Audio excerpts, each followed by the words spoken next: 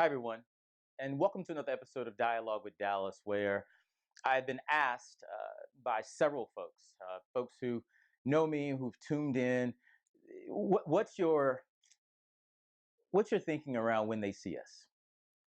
And I will tell you, Ava DuVernay has done a phenomenal job with this film, and me having heard the stories of the Central Park Five, I just never placed it into a visual in terms of what it could look like, what it could feel like. And as a father, as a leader, as a man, particularly on Father's Day weekend, when I had an opportunity to spend my time with my son and my dad, we looked at it together.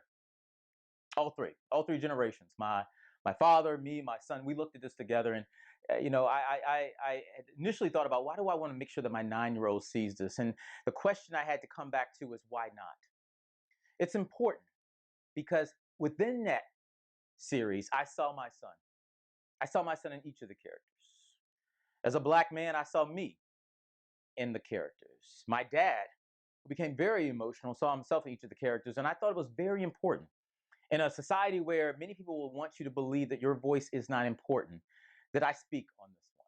Because I initially said no, but I'm glad and I feel liberated that I did. And so while looking at this film, that really is a crime drama that in many cases, 90% of the time felt like a horror picture to me, I became visibly upset. I became visibly shaken.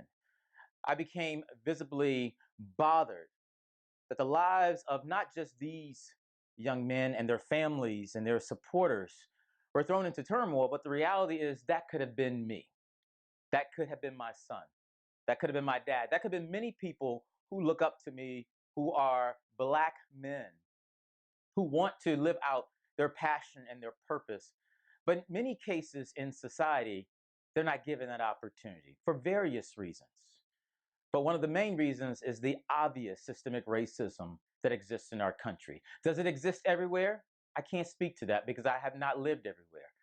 But I can tell you in the places I've lived, I've actually witnessed it. I've actually seen it.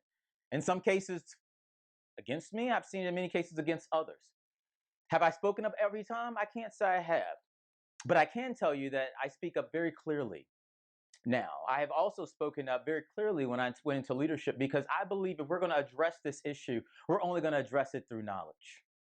And addressing this through knowledge means that strong leadership exists at all levels, but particularly in our education system.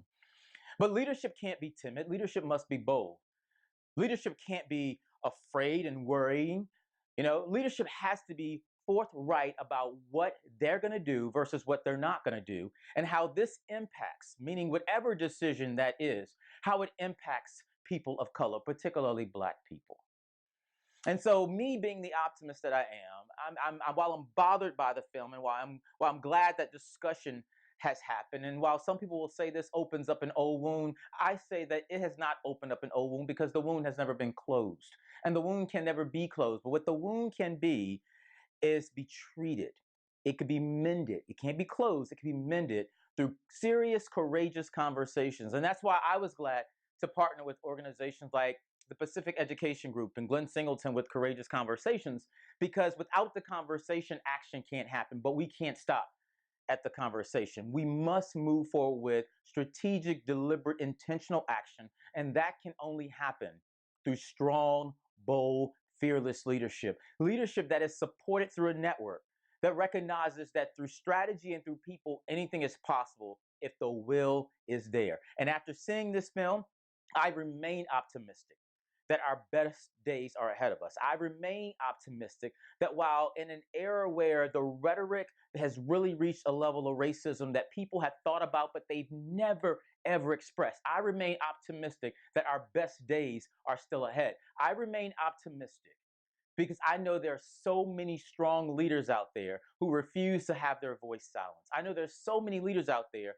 that regardless of what may have happened, they do not stop. They keep going. I know so many leaders out there that regardless of what people say about them and don't say, they stay focused on the main thing, and that's ensuring that their purpose and their passion are lived every single day through people and through strategy.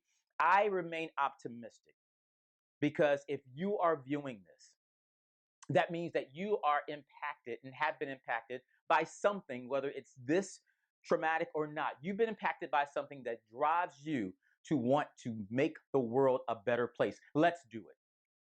Let's not stay angry or be upset by things we see or by things we hear. Let's act so that our kids, my young man on this Father's Day weekend, my young man, your children, whether they're your biological children or adopted children or your experiential children, regardless, they have a better life because we stood up and we were leaders. So that the next generation, when they see us, they say people who are bold.